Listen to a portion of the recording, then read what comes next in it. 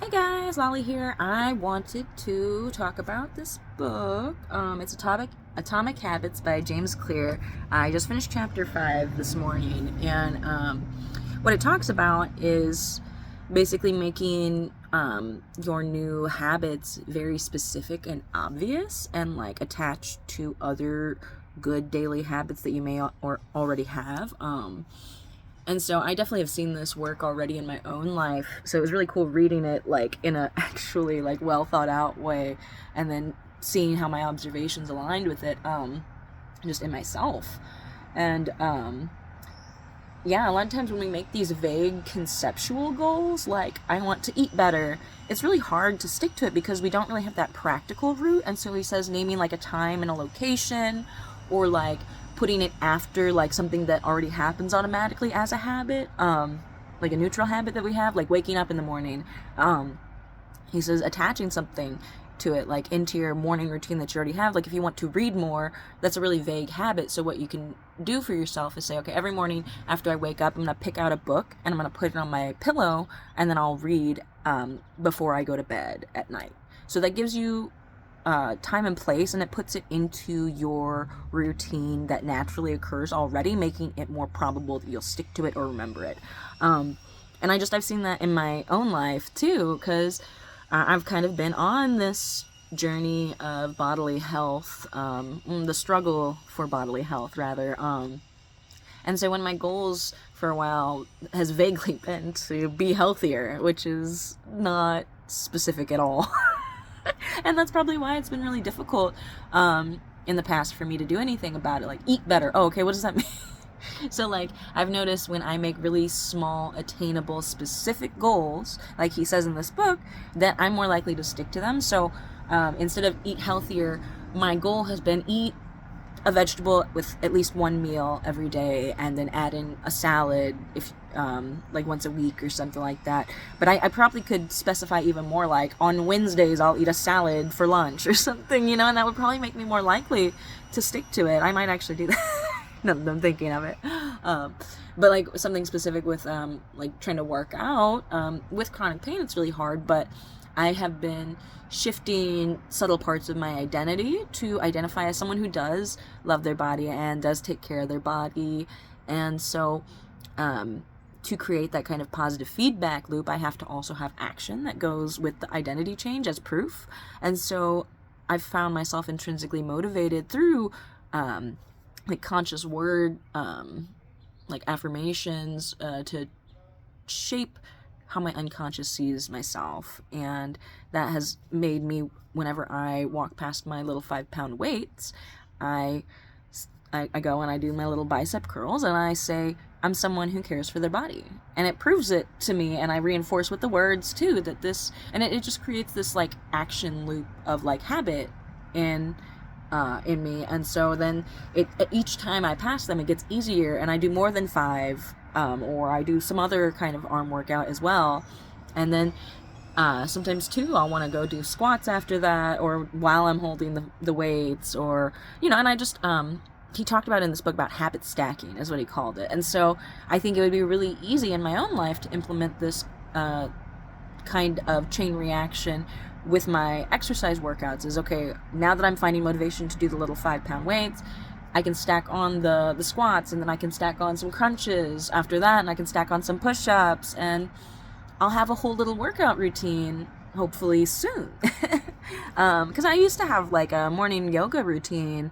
Maybe I'll add that in too. But yeah, and then like reading in the morning, I've decided to attach that to whenever I take my son to school. I usually have at least 15 minutes before I have to leave for work, so I can read for 10. And I can read about a chapter in this book in 10 minutes, so it works out. It's not very big, but it's got a lot of potent information, I think. It's really just backing up a lot of what I've seen in my own life, but having someone call it out like that and explain it in a way as to why it works that way is really helpful. And actually, my therapist just texted me this morning, and she was like, hey, what was that book we talked about in therapy that you're reading? Because I want to read that. And so I sent her a picture and the title and author of it, and so she's gonna start reading it too. It's pretty good. yeah, it's definitely ringing true for me. And obviously, there's never a one size fits all anything in any kind of, everyone's super unique. But I do think that there's something to be said about like brain hacking, because what I described to my therapist, she said this is basically just cognitive behavioral therapy. But I think it's in layman's terms is what it is. And that's kind of useful for a lot of people who don't speak the psychobabble stuff.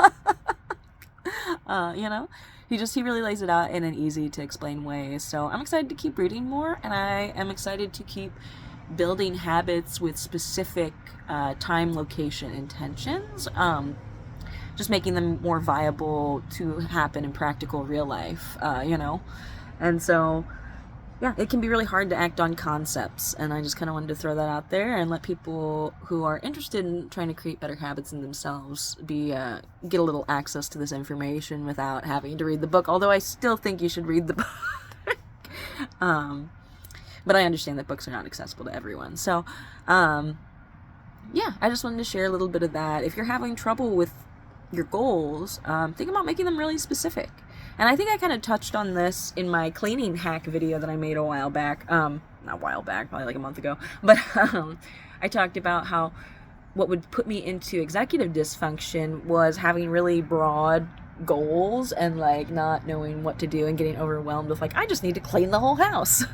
But breaking it down, being like, okay, which floor of the house needs to be cleaned the most? Okay, now which rooms need to be cleaned?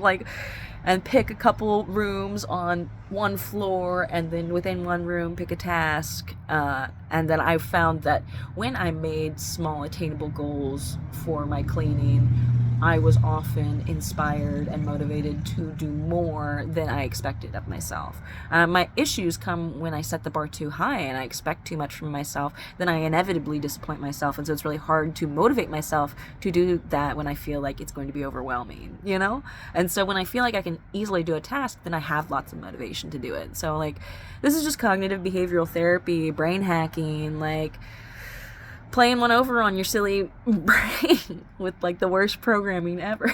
No, it's not the worst programming ever. It's just it can go really bad really fast when you're not conscious of it. Again, in this book, talks about 1% better or 1% worse with every choice we make towards habits. And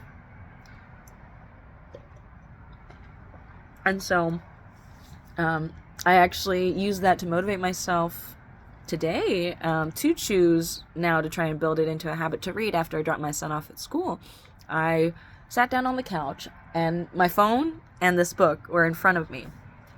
And I went to grab the phone, and I was holding my phone, and I was like, if I choose the phone, I'm getting 1% worse.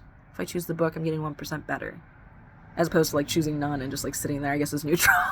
But I thought about it, and I thought, well, I don't want to get 1% worse, and do I really need to go doom scroll on my phone, on social media? No, I don't want to do social media. And I'm in this weird limbo because I get paid to post on social media, but it's not really a lot, but I do like to share my pictures already, so it's like, but I need to stop allowing the bad habit of automatically getting on social media when I have free time and just doom scrolling. I don't like that part of it, because it's not helpful or healthy for me. Especially the short form videos will really just like suck me in. It feels like brain rot, and I don't want to do it. And I'm not judging anyone who does, because I really understand how hard it is to get away from it, because it's very entertaining, especially if you've curated your algorithm for you,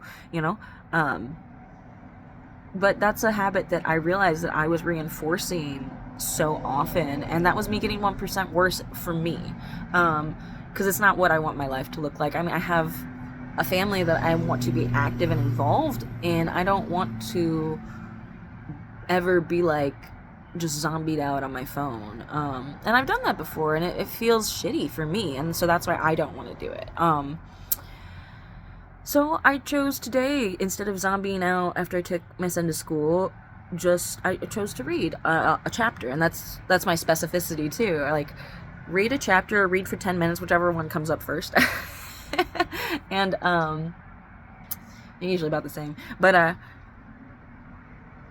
do that, and that's me getting the 1% better, because I do want to get back into reading, but I realized I hadn't thought of myself as a reader, despite the fact that I do read a lot of stuff like on my phone, but to me it doesn't make me a reader, because readers have physical books in my like weird subconscious like, you know, litigation for what's what.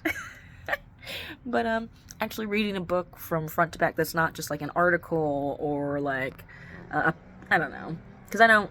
Sometimes I'll download PDF files of like books and read them, but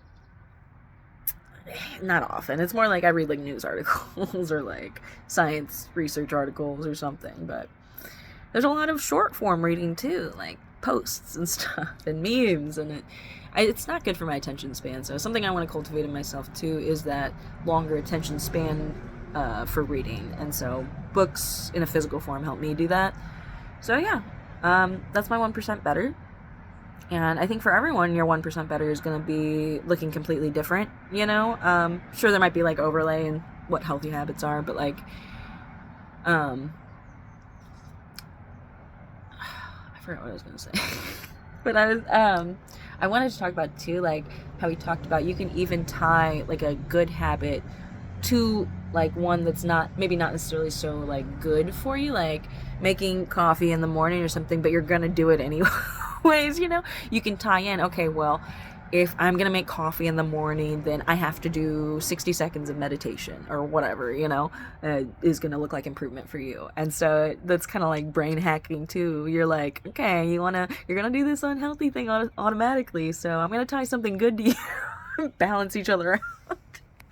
But yeah, you can tie it to neutral things, to negative things, or to other positive things. That habit stacking creates a chain effect, and I've noticed it working in myself before reading it in this book, and now I see it with more clarity since reading the book, how prevalent it has been, and now I feel like I can consciously choose it. And so I hope that anyone who watches this video feels empowered to consciously choose your habit formations. Make them specific. Make them rooted in reality and practical. Put it in your life that already happens. And so he says make like a habit scorecard. And so I love lists. So you just make a list of like what you do automatically every day, what you choose to do every day, but list those daily things that happen and start chaining the things you want to them. And make it very specific, not just when I open the fridge, I'll eat better. No, how about when I open the fridge to look for a snack, I will grab a fruit instead of, you know, cake or something. But yeah, good luck everyone on changing your daily habits through atomic means, you know, it's the little things. Bye.